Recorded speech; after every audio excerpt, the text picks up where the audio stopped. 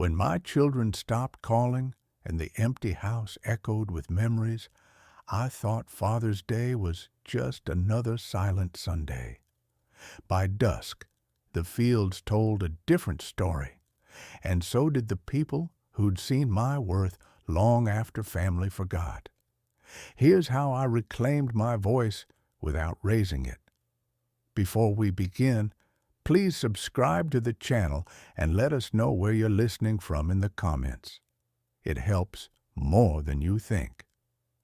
The first surprise hit before sunrise, a Father's Day gift basket on my porch from a name I didn't recognize, Rebecca Harris, the kind of name you see on volunteer plaques and bake sale flyers.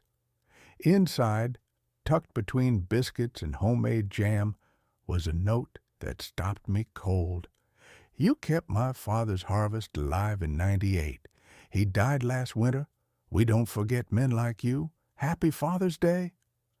That note landed in a house so quiet I could hear the refrigerator hum like distant cicadas.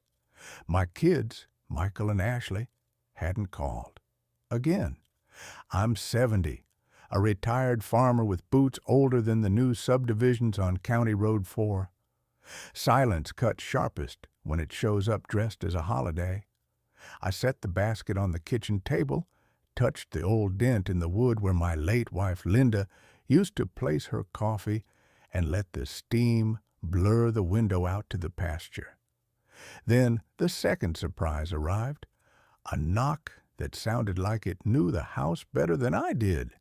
It was Greg from the co-op, followed by Tanya from the clinic, and Lucas, who used to get his bike chain tangled on my fence. They didn't bring speeches. They brought pancakes, tools, and 3 thermoses of coffee stronger than apologies. Greg grinned, his hand still streaked with grease. "Ed," he said, "don't argue. We're here because you kept us fed in lean years. Today, we feed you." Tanya set a plate in front of me. "Eat first, then tell us where the wind knocked shingles. You always see the problems before anyone else does." Lucas stood awkward at the doorway, then pulled a crumpled letter from his pocket. "My dad, Rick, asked me to give you this if I ever had the guts. He said you saved his pride when the bank didn't." I read Rick's handwriting out loud, voice catching on the corners of certain words. "Ed, you taught me that a man's worth isn't in his yield, but in his word. I didn't say it then, saying it now." I didn't cry. Men my age don't cry easily, but I held that letter like a seed you don't dare waste.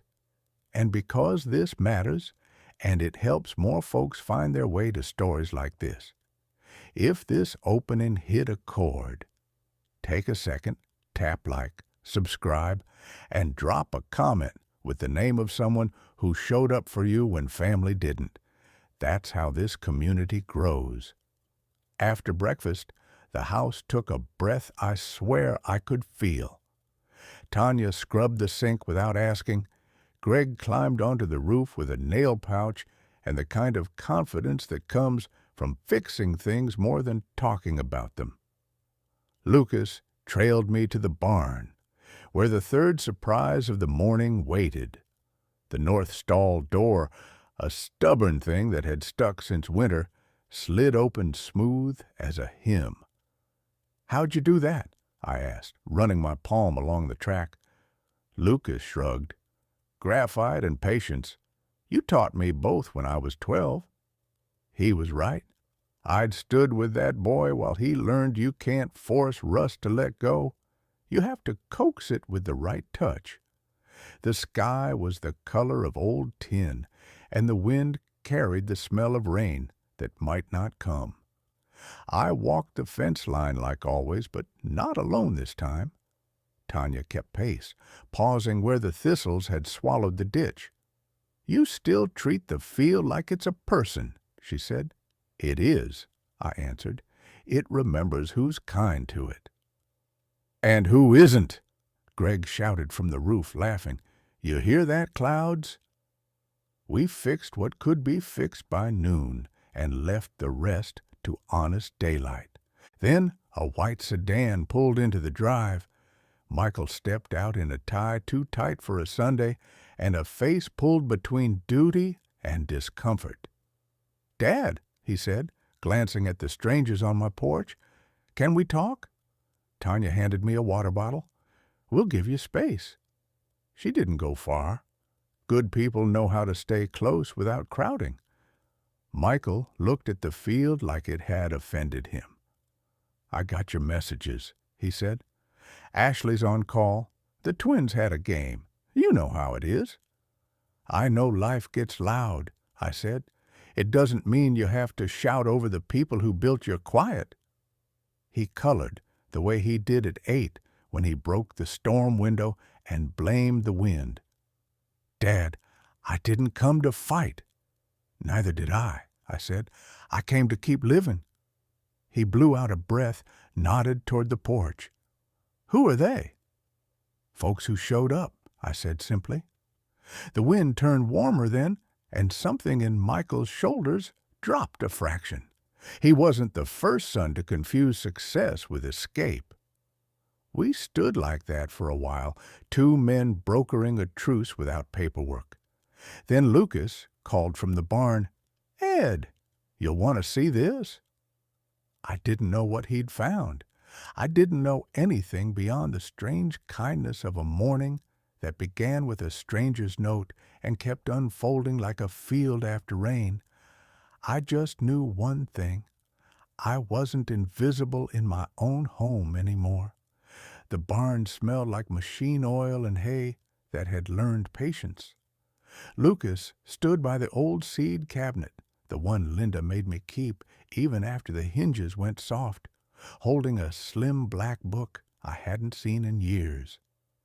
"Found it behind the feed sacks," he said, dust streaking his cheeks. "Didn't want to open it without you." I wiped the cover with my sleeve.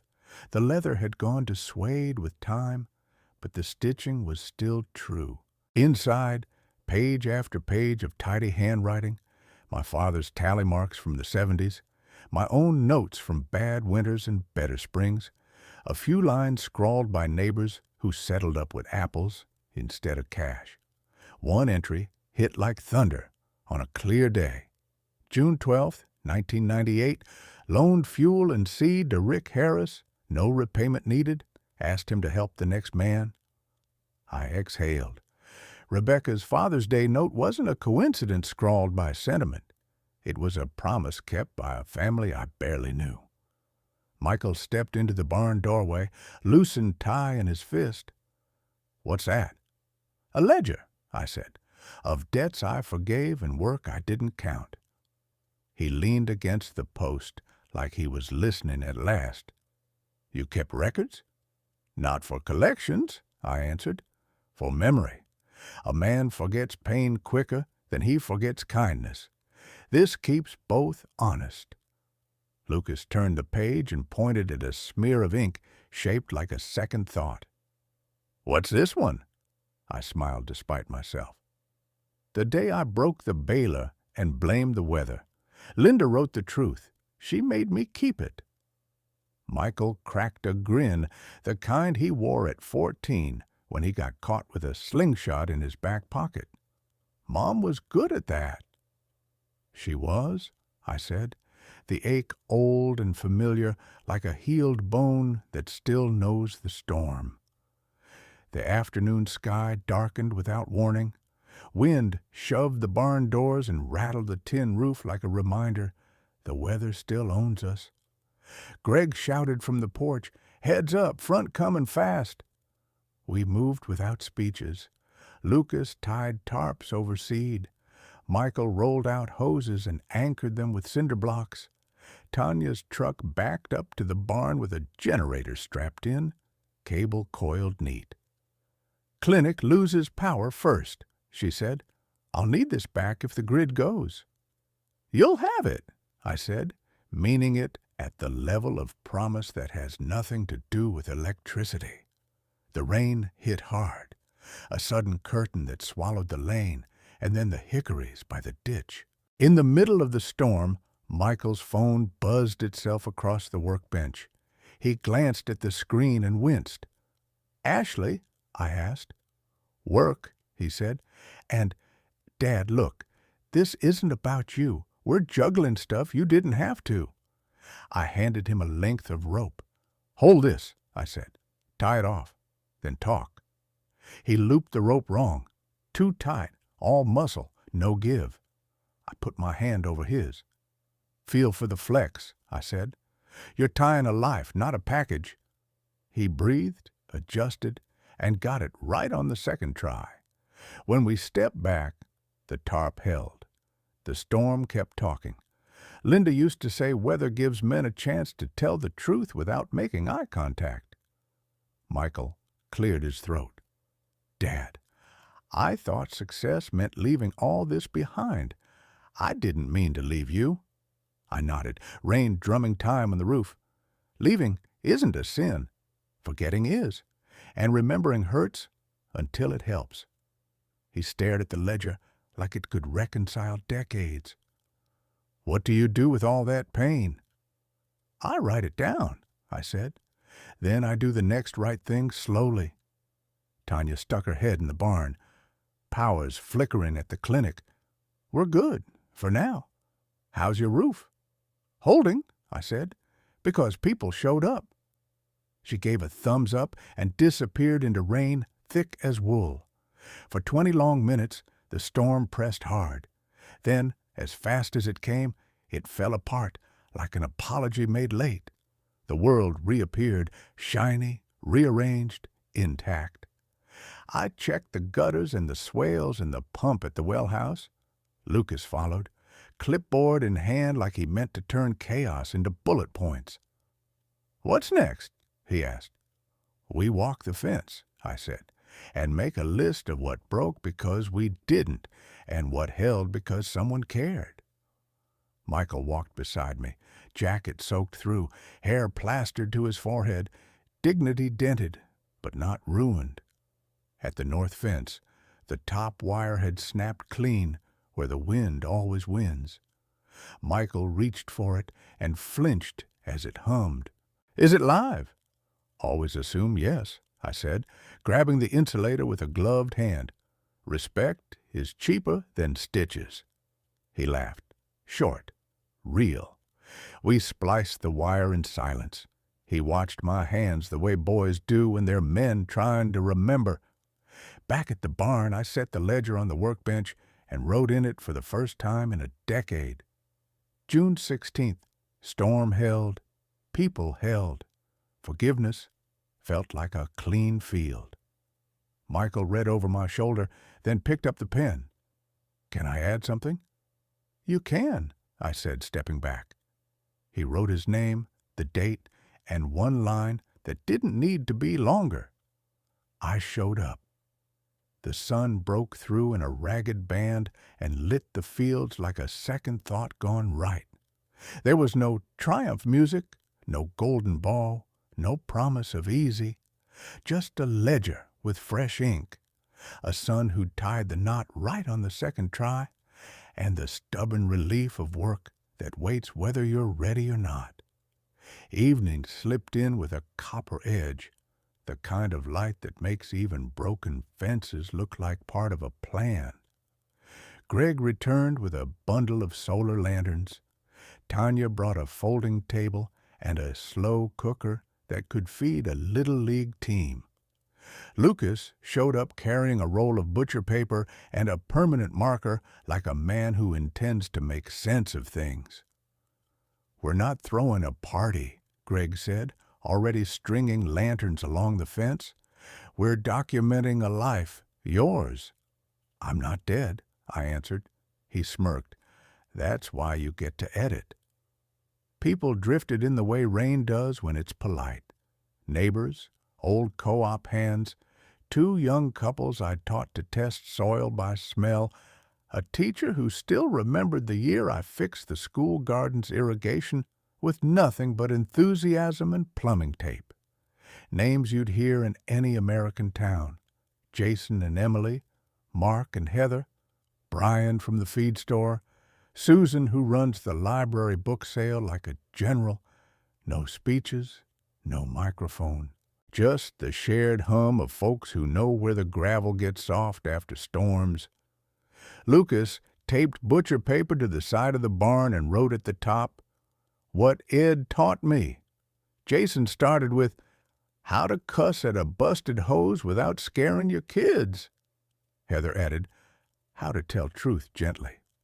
Susan wrote, "How to make the quiet feel like a welcome instead of a test." Emily underlined that twice. I held back, hands in pockets, the way men do when they don't trust their own faces. The lanterns came on one by one as the sun slid behind the hickories, turning the field into a soft-lit aisle. We ate on our feet, Tanya's stew, Greg's cornbread, pickles that tasted like last August done right. Every time I looked up, somebody else was nodding at me like they'd been waiting for me to look back.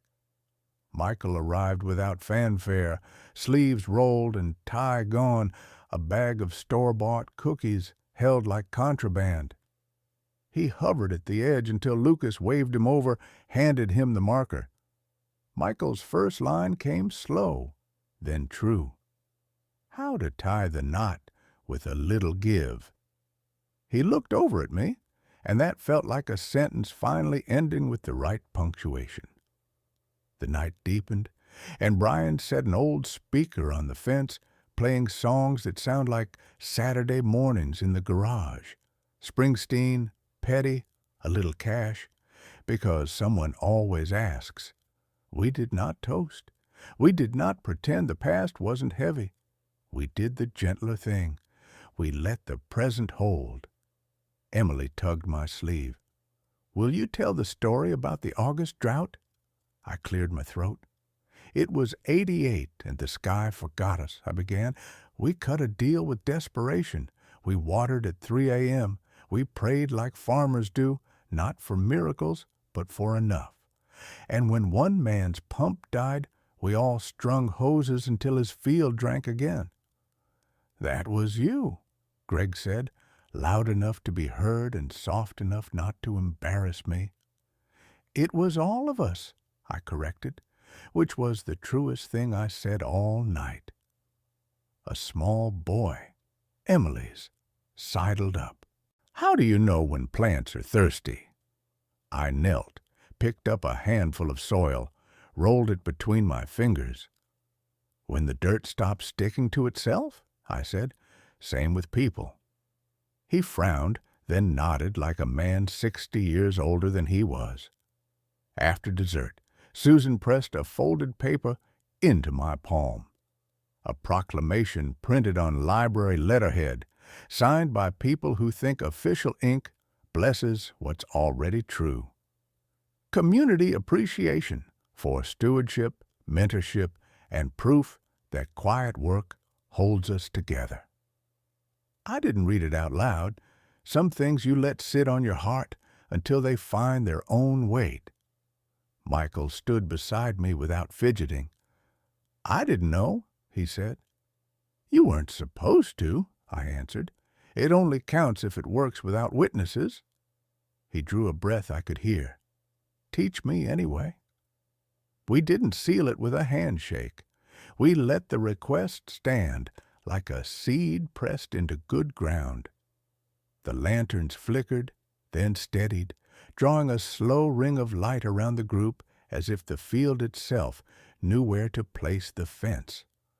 Tanya, practical even when tender, stacked paper plates and said, "Meeting at the Grange Friday. We want you to speak." "About what?" "About whatever kept you moving when no one clapped," she said. "People need that more than they need fireworks."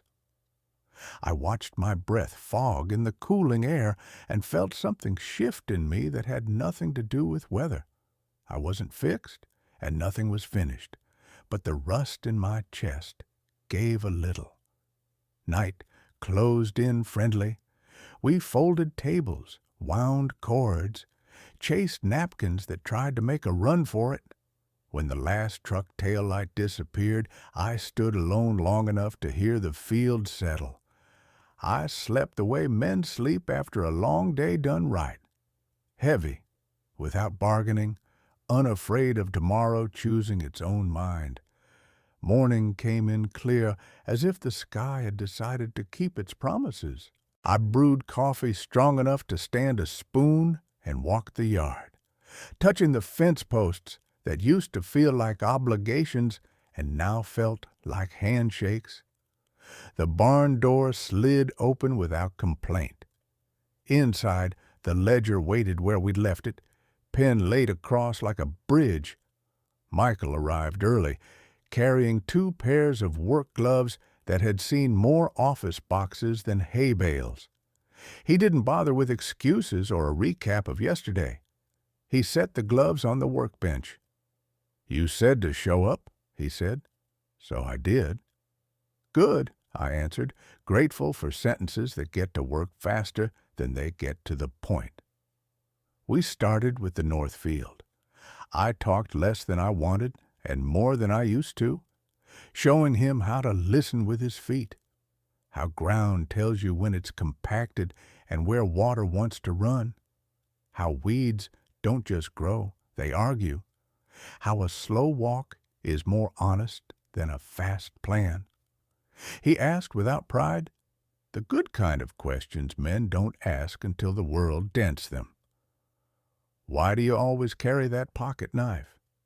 "Because 30 seconds of blade is cheaper than splitting your thumb," I said, trimming twine. "And because a man needs a tool that makes him slower and more careful." We broke at noon. Tanya swung by with sandwiches wrapped like gifts and the look of someone who believes in medicine but trusts soup. Greg left a message about a loose shingle near the chimney. Lucas texted a photo of the barn chart, now filled edge to edge with other people's handwriting. I saved the image like proof of something, not to brandish, just to carry. After lunch, we repaired the well house latch. Michael tightened bolts with the patience he used to spend on spreadsheets. He stripped one, cursed under his breath, then laughed at himself, which told me more than any apology could. "What if I'm no good at this?" he asked. "Then you'll be honest about it," I said, "and you'll get better.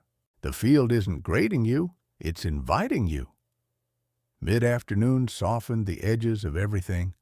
Ashley's car pulled up slow, kids' soccer balls rattling in the back. She stepped out, eyes cautious, hands full of something wrapped in newspaper. "I brought Mom's pie plate," she said. "I thought you'd want it back." She set it in my hands and looked at my face the way people read weather, searching for what's coming. "Thank you," I said. "Stay for coffee?" She nodded, surprised by the ease in the ask. In the kitchen, the kids, Aiden and Chloe, studied the fridge like it contained treasure maps. "What's this dent?" Aiden asked, pointing at the old scar in the table. "That," I said, "is where your grandma set down a pot too hot and laughed when I fussed. We kept the mark because it belonged to us." Chloe traced it with one finger. "Feels like a story." "It is," I answered. Later, after Ashley left with hugs that didn't need scripts, Michael helped me clean the tools. He'd learned how to put things back sharp and dry. Quiet evidence that he understood respect is measured in aftercare, not speeches. The sun slid toward the hickories. I opened the ledger and wrote, June 20th, new rows started, hand steady, weather fair enough. Michael tapped the page. "Can I add mine again?" He printed carefully. "Today, I learned how to listen to dirt." We didn't celebrate. We didn't declare anything finished, because it wasn't. We stood at the fence line and let the evening do its good work. A pickup slowed at the end of the lane. Jason leaned out the window and hollered, Town wants you to open the Harvest Fair next month. I raised a hand. We'll see. He grinned. We'll save you a seat anyway. When the truck rolled off, Michael picked up the gloves he'd brought. Same time tomorrow? Tomorrow's for anyone who shows up, I said. He smiled the kind you trust. We shook hands not like business partners, but like men signing a treaty with the land.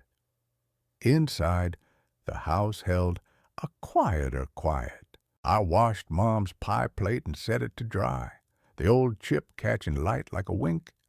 I sat, let my back notice the chair, and breathed. That was the whole ceremony. Showing up, doing the work, not needing a parade to believe the day counted. If this story has meant something, if it reminded you of your own roads back to yourself, take a second to subscribe, hit like, and share a comment about the moment you chose dignity over noise. That's how we keep these lights on for each other.